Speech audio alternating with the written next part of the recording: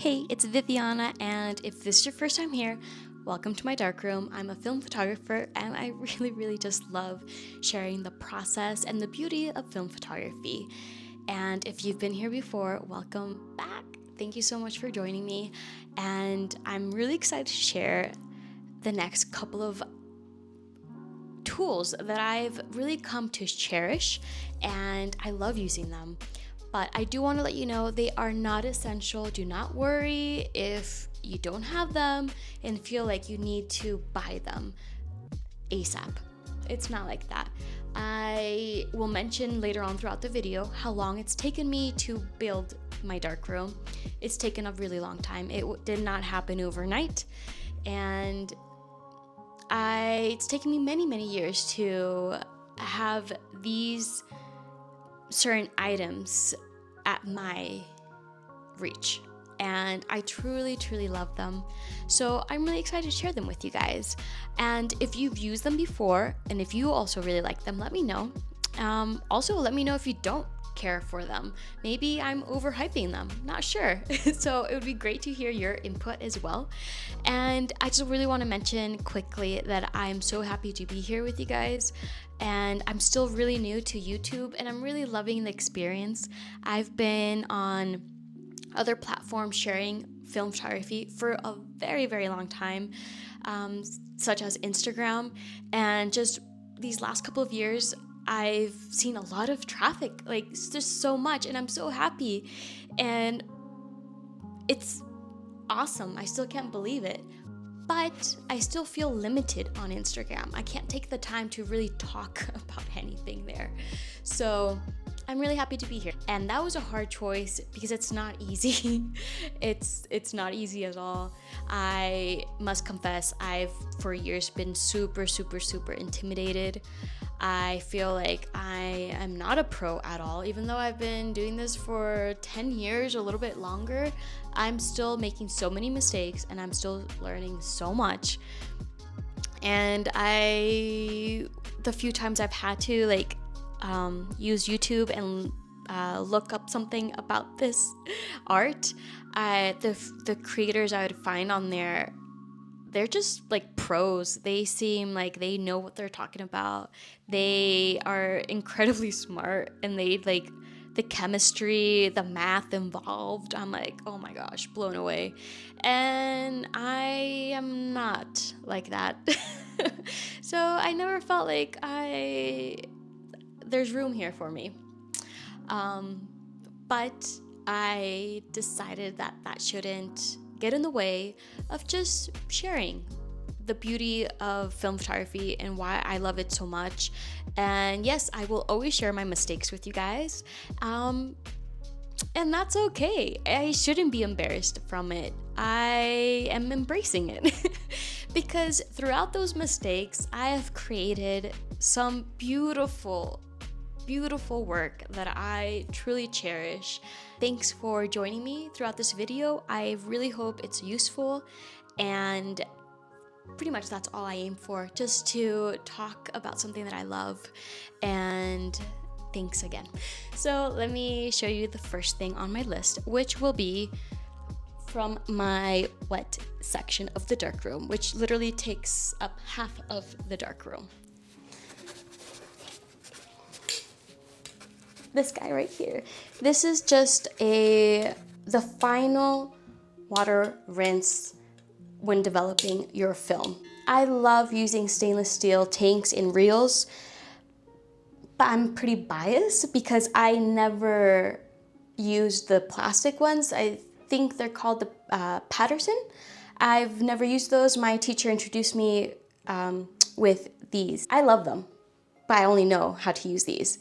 They are pretty tricky at first, but like anything, it takes practice. We had one in college, but I was never able to actually find one, purchase one, because of course, when I want to get things for my darkroom, I always try to do it on the cheap side. I'm barely able to afford the materials such as the chemistry and paper, so I try to save where I can, and I try to find things like Craigslist or eBay, or better off, free. So I got this free, but it took 8 years. Yeah, 8. So before then, all I had to do was within the same tank, I would just put this under the faucet and just let water run through it. But the other way guarantees that it's actually washing completely.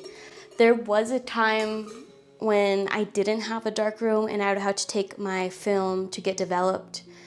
Also, I want to clarify, you do not need a darkroom to develop film. You can use a bathroom. I lived in a studio. I couldn't even store chemistry anywhere. So I would pay to get my film developed, but most often it would always come back purple, and that was very, very annoying. So I just had to keep doing that because I had no other option. If I remember correctly, purple film was due to film that was not properly washed, so it still had like fixer or chemistry. Correct me if I'm wrong, I'm not sure. All I knew was that purple was not what I wanted. So yeah, now I'm lucky I can develop my own roll of films again, and I use this guy over here and I've never had purple film again. There's been times where I didn't have the room to collect darkroom equipment. If someone's giving you something, if you can, do accept it. It might be useful, even if it's years ahead in the future. I'm lucky I did, even though I hated myself at the moment because I'm like, great, what am I gonna do with this? It's like a reminder of like a dream that might not come true. And that really sucks. It really, really does. But I'm happy I didn't listen to my negative side of myself back then. Happy I accepted those gifts. So yeah, let's keep going. So I believe that's the only thing on my wet section. Let me show you, let me move the camera this way over here. So let's start off with this drying cabinet. Now I actually have 2 drying cabinets where I dry my film, and that sounds super duper fancy, but I actually, one is broken, and that's gonna be that one over there in the corner that I will introduce in just a bit. But this other one that I have in the corner was given to me, and it was broken. They told me it was broken, and I accepted it anyway. But let's just talk about the one on top. The photographer who owned it before me, her name was Riva Brooks. She was a film photographer, and she was Canadian, but she lived in San Miguel de Allende, Guanajuato, where I'm actually living now, and I've lived before. I lived here when I was a teenager, although I am from Big Sur, California. I was born and raised there, and being Mexican American, my family really wanted to learn about our culture. It was like the best choice ever. Although I miss Big Sur and the whole Monterey Bay area, I am very, very lucky to have lived in 2 beautiful, beautiful places, and I am very fortunate to be back and living out my dream and sharing it with you guys. So yeah, let's go. I always get distracted with little things like that. I'm so sorry. I don't talk to many people. I don't know if you can tell. Now that I live here and just working with film photography, and I'm a very, very, very introverted person, I stay home a lot. So it's really cool to talk to you guys. Yeah, I might edit this out later, I'm not sure. I, for years, was a waitress, so that was like my time to talk to people, was when I waitress. I don't do that now, so maybe I'm just letting all my energy out with you guys. I'm sorry. But this is where I dry my negatives, and I think it's pretty cool. Riva Brooks, amazing idea. I love this, super cool. So what I use to dry my negatives are these really cool stainless steel clips. Sorry, I had it upside down.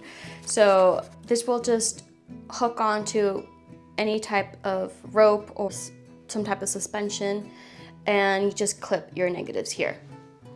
At some point I did have to buy these brand new. I believe I don't know if I used B&H Photo or freestyle.com, but you can get them there. I don't think they were that expensive, But you know, you can also use other things that you most likely already own at home. And it's these two. I have these anyway because I like putting them on the bottom of the film for that little bit of weight. But you could use them for to hang them from up on top too. This drying cabinet has some holes on the bottom here. There's a little bit of ventilation there. And let me show you the other drying cabinet that I have in the corner there. It's really sad. It kind of reminds me of like Toy Story, that one, the many toys that are up on the shelf there that are forgotten. Sadly, this one is. But when it does work, it's super duper cool. And let me move you. All you have to do, which is really cool, is that you put your film in the same way, you hang it, but it turns on, so there's heat within. And it normally takes 20 minutes for your film to dry.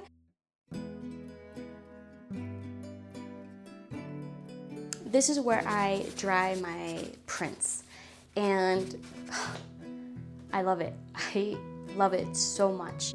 I've always wanted something like this. I never had something this awesome, and it's been months and I still am obsessed with it.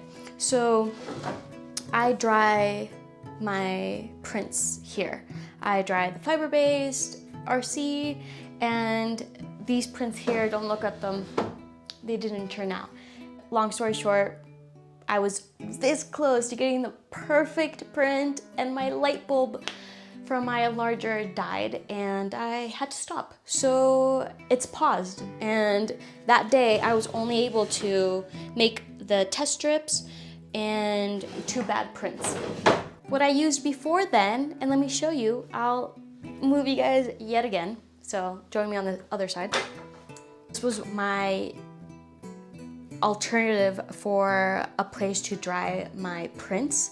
And this I actually found on the side of the road. It was free. It was actually like, it came with these in it. So it's just some type of thing to organize things. So this is actually what came here. These were not there. This material here is actually, it's like we use for like the screen for windows, and I obviously used this for storing many little things. So yeah, you can definitely build something yourself. It doesn't have to be fancy, and if you don't have the room or can build something yourself, then let me show you truly the cheapest and easiest way to dry both film and prints. Over here. And that alternative is literally a piece of rope and cleaner clips than mine. My light table, I bought it at Goodwill for less than $10. It doesn't happen as often. If you, like I said, if this is your first time here with me, I love thrifting. I grew up thrifting. It's just something my family, we would do. Saturday morning, going out garage sailing. I remember buying bagels, getting the newspaper to find the garage sales locally, and it was just like a very special family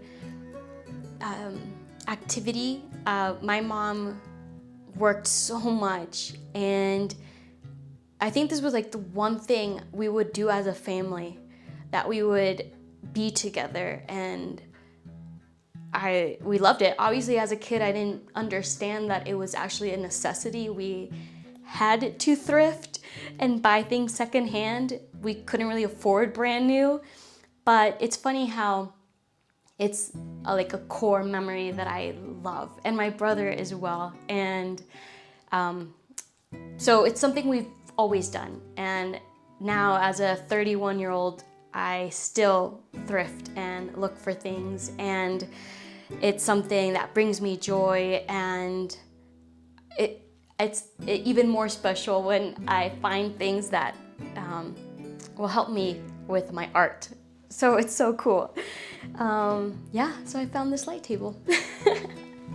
Thanks for letting me share so much with you guys in this video. It's maybe I'm making it way too long, so I'm so sorry.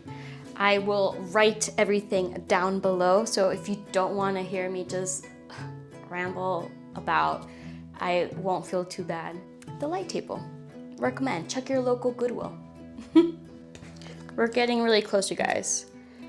Drying cabinet, light table, film washer, the stainless steel film clips. Okay. I'll just really mention quickly the other things, and that is, so this is the Patterson contact proof printer. This is what I use when I make my contact sheets, and it's super cool. I really like it, but you don't need something like this. Back in college, what we used was just a piece of glass.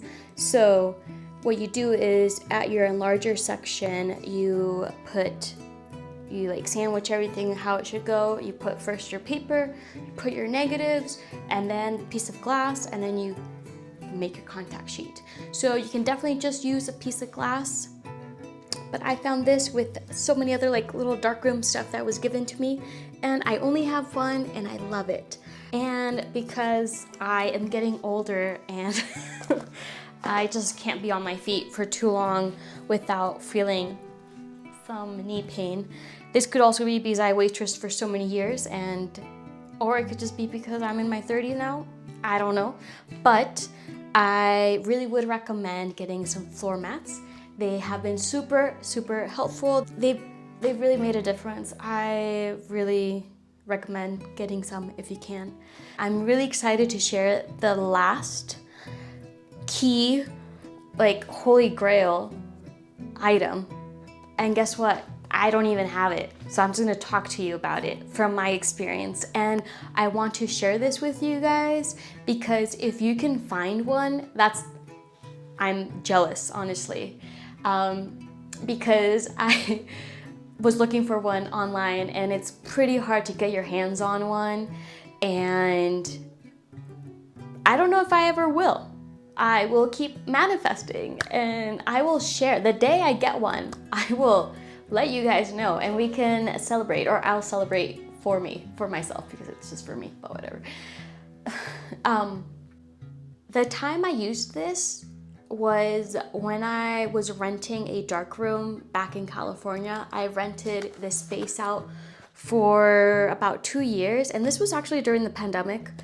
And I had never heard of this before, and I'll try to explain it the best I can. But it's a compensating enlarger timer. Show you a photo of it because, like I said, I don't own one, but I'll showcase it right here. And I looked for one online. It's really hard to find one and they're pretty expensive, but I will explain why I love it so. And you use this when you're actually making your print. Say you have your trays with the chemistry. I put this stainless, I don't know if it's like a metal thermometer type of deal. You put that in the tray with the developer. We aim for 2 minutes when developing a print in the developer, and you can use your timer like this one that I have, which is what I'm using now, and it's great, but it's not perfect because depending in the temperature, you can start off with the ideal temperature, but after a couple of hours, it will change. It will adjust to the overall temperature within the room. So when I used this back in the old dark room I used to rent, it's really awesome because it will adjust with the temperature, the true temperature of the chemistry. So let's say I put in my ideal 2 minutes, I will see that the seconds are going up actually faster than what it should, you know? But that's because the temperature of the chemistry is higher. So you see where it's going, it's connected and it will actually give you a true reading. Now same goes if it's really cold. Let's say you're printing in winter time, it's really cold. Well then you see the times, the seconds go by, and it's actually going slower than what it should normally be going. But that's because it's colder. But if you can find one, I do recommend purchasing it, using it. It was a game changer. So I think we are at the end of the video. Thank you so much for being here with me. It does mean a lot. And hearing you guys in the comments, it means so much. I truly love it. I really like now that I'm on YouTube, it feels like there's better communication. I can really talk with you guys, and it's like starting off new. I've been on Instagram for